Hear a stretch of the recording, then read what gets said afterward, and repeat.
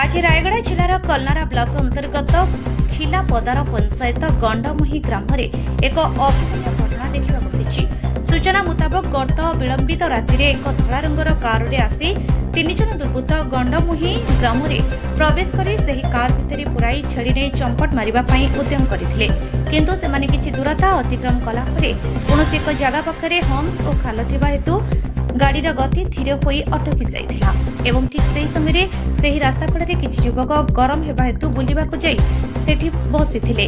ठीक सेति बेले गाड़ी भितरु किछि छेड़ी मानकर चित्कार सुबिथिला, जद्वारा कि सेमानकु संदेह होइथिला एवं सेमाने गाड़ी पछरे गोड़ाइथिले ओ सेमानकु काबू करथिले, किंतु सेही 3 जन दुर्बृत्त मध्यरे 2 जन घटनास्थलरु दौड़ी पळाइथिले ओ गाड़ी चालक धरा पड़ी जाइथिले, जाहांका नाम रामचंद्र टाकरी एवं से कोरापुट जिल्लार बोली जणा पड़िछि। एवं एही चोरमानकु काबू करिथिबा व्यक्ति माने हेले खिलापदार ग्राम पंचायतर गंडमुही ग्रामर श्रीजुक्त मिथुन दंडसेना, सत्यनारायण बेड़िका और ग्रामर अनेक युवक। ताहार परवर्ती समय श्रीजुक्त मिथुन दंडसेना स्थानीय सरपंच श्रीजुक्त मादाराव कोणकारी, नायक सरपंच बसंत सारका जणाइथिले। श्रीजुक्त मादाराव कोणकारी सेही समय निकटस्थ थेरुबाली फांडी को जोगाजोग करथिले ओ घटिथिबा घटना विषय कहिथिले एवं थेरुबाली फांडी रे कार्यरत थिबा एसआई श्रीजुक्त बसंत कुमार बेहेरा घटनास्थल को जाई पहुंचिथिले ओ सेही घटनास्थलरु गाड़ीर ड्राइवर रामचंद्र टाकरिन को गाड़ी को जब्त करथिले, जहा गाड़ीर नंबर OR02BA6886 एवं थाना को नैथिले श्रीजुक्त बसंत बेहेरा। निश्चय एहार तदंत कराजिबो बोली आम गणमाध्यम और आम ग्राम अंचलवासी मत देइछन्ते। एहिभଳି घटना को नै स्थानीय वासी मनरे भयावह देखा मिली। कल्याणरू महेंद्र कंपनी को रिपोर्ट, आवाज ओडिशा। सर आपन को परिचय कहबे? मो नाम मिथुन दंडसेना। अच्छा मोर गंडमुही ग्राम कोणखिला बोदर पंचायत।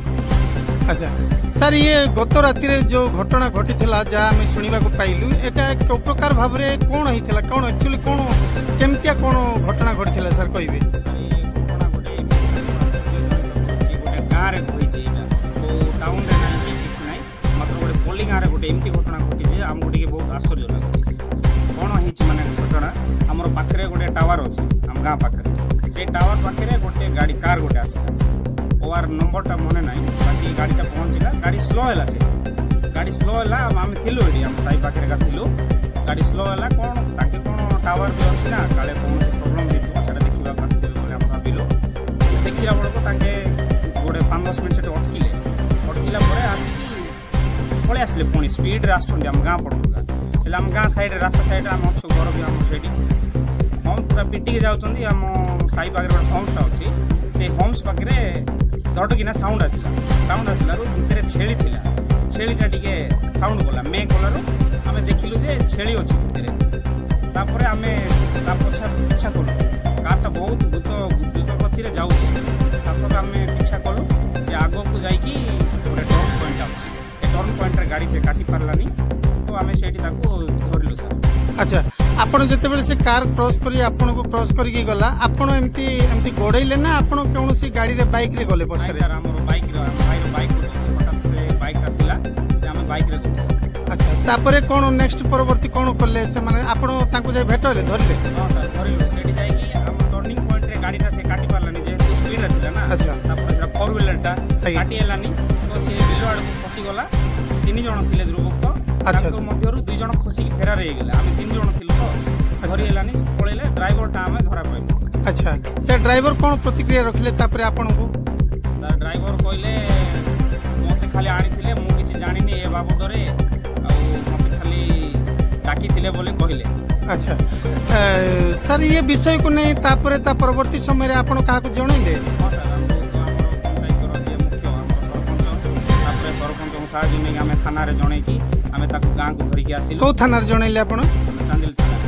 अच्छा पुणी थाना रे जणैला परे से माने एठी रहिले आसिले से माने? हां सर।